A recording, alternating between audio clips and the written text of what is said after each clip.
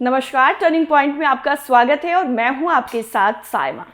चाहे कितना ही बड़ा रसूख क्यों ना हो, लेकिन जब कारनामों का चिट्ठा खुलता है तो फिर उनको कोई रसूख छिपा नहीं सकता और ना ही बचा सकता है, और अपने किए गए कारनामों से कोई भाग भी नहीं सकता।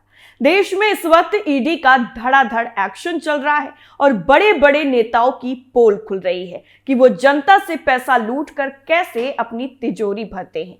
लेकिन वो कहते हैं ना कि जब पाप का घड़ा भरता है तो फिर वो फूटता जरूर है, चाहे नेता हो या फिर कोई और। जब हद से ज्यादा वो अपनी पावर का गलत इस्तेमाल करता है तो एक ना एक दिन वो शिकंजे में फंसता जरूर है। और इस वक्त ईडी का शिकंजा ऐसे ही लोगों पर कस रहा है और एक के बाद एक नोटों का पहाड़ भी ईडी के हाथ लग रहा है। तो क्या कुछ है पूरा मामला और कैसे ईडी के हाथ एक बार फिर से नोटों का पहाड़ लगा है, सब कुछ आपको पॉइंट टू पॉइंट बताते हैं। ईडी की छापेमारी में बड़ी कामयाबी। बिहार में चला ईडी का छापेमार एक्शन। करोड़ों का कैश ईडी के लगा हाथ।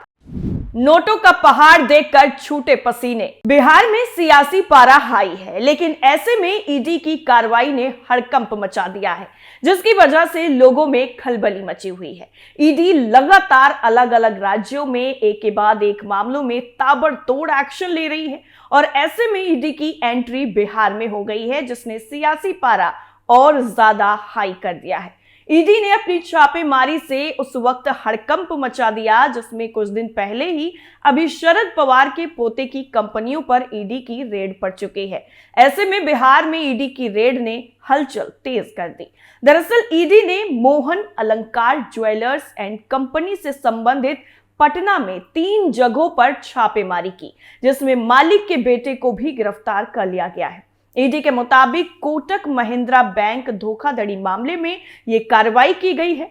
सौरभ कुमार को सीजेएम कोर्ट पटना के समक्ष पेश किया गया, जिसमें उसको 12 जनवरी 2024 तक न्यायिक हिरासत में भेज दिया गया। ईडी के मुताबिक तलाशी अभियान के दौरान 1 करोड़ 38 लाख रुपए का नोटों का पहाड़ देखकर ईडी के अधिकारी भी हैरान रह गए। लेकिन हद तो तब हो गई जब करोड़ों का नोटों का खजाना मिलने के साथ साथ अलग अलग तरीके के आपत्तिजनक दस्तावेज भी बरामद किए गए। अब आपके मन में भी सवाल उठ रहा होगा कि आखिर ये पूरा मामला क्या है जिसमें ये जबरदस्त तरीके की छापेमारी हुई। तो चलिए आपको बताते हैं कि आखिर ये पूरा मामला क्या है। दरअसल एनएचएआई और भू अर्जन विभाग के एडमिशन रोड पर मौजूद कोटक महिंद्रा बैंक के खाते से 31.93 करोड़ का गबन हुआ था। ये मामला 2 जनवरी 2021 को सामने आया, जिसके बाद गांधी मैदान थाने में मामला दर्ज किया गया और फिर इस मामले को प्रवर्तन निदेशालय को सौंप दिया गया। बताया गया कि गबन के इस खेल में पुलिस और बैंक कर्मियों की भी मिलीभगत थी। ईडी ने कोटक महिंद्रा बैंक की बोरिंग रोड शाखा के पूर्व शाखा प्रबंधक और गबन के मुख्य साजिशकर्ता सुमित सिंह को 10 जुलाई को गिरफ्तार किया था। लेकिन यहां पर सोचने वाली बात यह है कि आखिर ये पूरा करोड़ों का बंदरबाट हुआ तो हुआ कैसे। तो इसमें एक ट्विस्ट है, वो आपको बताते हैं। दरअसल 2 जनवरी 2021 को गबन का मामला सामने आने के बाद पुलिस ने 109 बैंक खाताओं को फ्रीज करवा दिया, जिसमें 2 साल के अंदर ही 34 खातों को पुलिस की मिलीभगत से जालसाजों ने डीफ्रीज करवा दिया और इस तरह उन 34 खाताओं से लगभग 3 करोड़ रुपए की निकासी कर ली गई। जानकारी के मुताबिक इस घालमेल में गांधी मैदान थाने में पदस्थापित रहे 2 आईओ की भूमिका भी संदिग्ध पाई गई है। लेकिन मोहन अलंकार ज्वेलर्स पर शिकंजा कसने की वजह क्या है, ये भी है, तो वो आपको बता देते हैं। दरअसल ईडी के मुताबिक अब तक लेन देन के 13 फर्जी मामले सामने आए हैं, जिसमें कुल 31.93 करोड़ का गबन किया गया। वो राशि कई ज्वेलरी व्यवसायियों के खाते में भेजे गए। उन स्वर्ण व्यवसायियों में सबसे खास पटना के डाक बंगला चौराहा स्थित मोहन अलंकार ज्वेलर्स हैं, जिसमें सबसे ज्यादा 5 करोड़ 34 लाख 31,850 रुपए भेजे गए थे। लेकिन ईडी की ये पहली कार्रवाई नहीं है जिसमें करोड़ों का कैश मिला है। इससे पहले भी कई ऐसे मामले सामने आ चुके हैं जिसमें करोड़ों के नोटों का पहाड़ मिला है। तो चलिए आपको बताते हैं उन मामलों के बारे में जिनमें नोटों का खजाना देखकर अधिकारी भी हैरान रह गए। दरअसल सबसे पहले बताते हैं उस मामले के बारे में जिसमें 10 करोड़ का खजाना मिला था।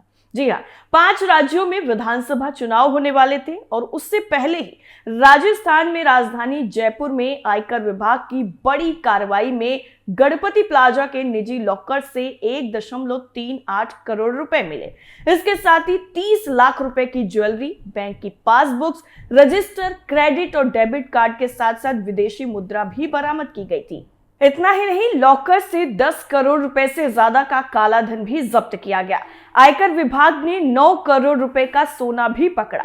दरअसल आईटी के अधिकारी गणपति प्लाजा के रोयरा सेफ्टी वॉलेट्स में बने उन अति संवेदनशील लॉकर्स को तोड़ने में जुटे हुए थे, जिसमें बड़े पैमाने पर काला धन जमा होने की जानकारी मिली। आयकर इन्वेस्टिगेशन विंग के वरिष्ठ अधिकारी भी मौके पर मौजूद थे और उन्हीं की निगरानी में पूरी कार्रवाई को अंजाम दिया गया। उससे पहले भी जब कुछ लॉकर्स को खोला गया था तो उसमें 1.25 करोड़ कैश और 1 किलो सोना भी बरामद हुआ था। ये कैश इतनी बड़ी संख्या में था कि उसे गिनने के लिए मशीनें तक मंगवानी पड़ी थी। 13 अक्टूबर को भाजपा के राज्यसभा सांसद किरोड़ी लाल मीणा ने प्रेस कॉन्फ्रेंस कर गणपति प्लाजा के लॉकर्स में पेपर लीक के मामले के सफेद पोशों की काली कमाई होने की बात कही थी। किरोड़ी लाल मीणा ने कहा था कि आरएलपी महिला मोर्चा अध्यक्ष स्पर्धा चौधरी सीएम अशोक गहलोत के करीबी दिनेश कुड़निया और कारोबारी अशोक जैन का नाम लिया था। प्रेस कॉन्फ्रेंस में सांसद ने कहा था कि यहां 100 लॉकर ऐसे हैं जो बीते 10 साल से नहीं खुले। इन्हीं लॉकर में अधिकारियों का पैसा है।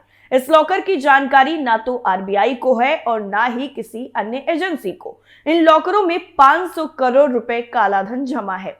50 किलो सोना भी है जो डीओआईटी, जेजेएम और पेपर लीक से जुड़े लोगों का है। इस मामले के सामने आने के बाद चारों तरफ बस नोटों के पहाड़ों की ही चर्चाएं होने लगी। इतना ही नहीं, झारखंड की कांग्रेसी सांसद के खिलाफ प्रवर्तन निदेशालय की कार्रवाई चल ही रही थी कि नया मामला बिहार से सामने आ गया, जिसने सभी को हैरान कर दिया।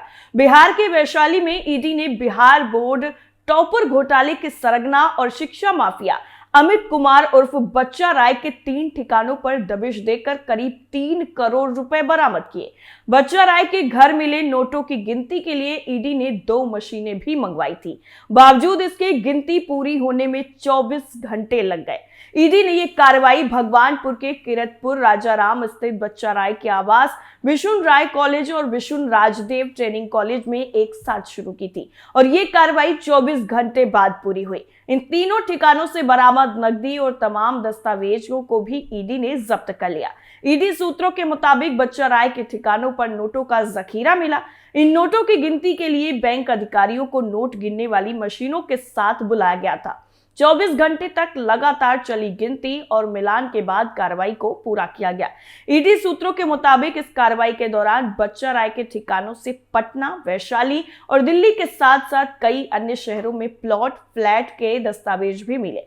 इन सभी दस्तावेजों की अलग से पड़ताल भी कराई गई। आपको बता दें कि साल 2016 में बच्चा राय के इंटर कॉलेज के 3 छात्रों ने टॉप किया था। इन टॉपर छात्रों में रूबी राय नाम की एक छात्रा भी शामिल थी। जब मीडिया ने इस छात्रा से बात की तो वो अपने सब्जेक्ट का नाम भी ठीक से नहीं बता पाई थी। इसके बाद मामले की जांच कराई गई तो पता चला कि बच्चा राय अपने स्कूल में टॉपर बनाने की फैक्ट्री चला रहा था। इस खुलासे के बाद विभिन्न एजेंसियों ने मामले की जांच करते हुए केस दर्ज किए। इसी क्रम में प्रवर्तन निदेशालय ने भी बच्चा राय की संपत्ति जब्त करते हुए जांच पड़ताल शुरू की थी। अब ईडी अपनी जांच कर ही रही थी कि बच्चा राय ने जब्त की गई जमीन पर अवैध रूप से निर्माण भी शुरू कर दिया। मामले का खुलासा होने के बाद ईडी ने भगवानपुर थाने में बच्चा राय के खिलाफ बीते 18 नवंबर को फ्रेश दोबारा से मुकदमा दर्ज कराया। वहीं अब मामले की जांच करते हुए बच्चा राय के ठिकानों पर भी दबिश दी गई। ईडी के अधिकारियों के मुताबिक इस कार्रवाई का ब्यौरा जल्द ही सोशल मीडिया प्लेटफॉर्म एक्स के माध्यम से देश की जनता को भी देने का हवाला दिया गया। नोटों का पहाड़ मिलने के बाद अफसर भी हैरान रह जाते हैं कि आखिर इतना सारा खजाना आता कहां से है और ये इतना सारा पैसा कैसे छिपा कर रख लेते हैं। क्या इन्हें कार्रवाई का कोई डर नहीं होता है? खैर, जब ईडी का डंडा चलता है तो फिर अच्छे आरोपियों की बोलती बंद हो ही जाती है। तो अब देखना होगा कि बिहार में मिले नोटों के पहाड़ मामले में ईडी आगे क्या कार्रवाई करती है और क्या एक्शन लिया जाता है। टर्निंग पॉइंट में फिलहाल के लिए इतना ही। बाकी खबरों के लिए बने रहिए कैपिटल टीवी के साथ। नमस्कार।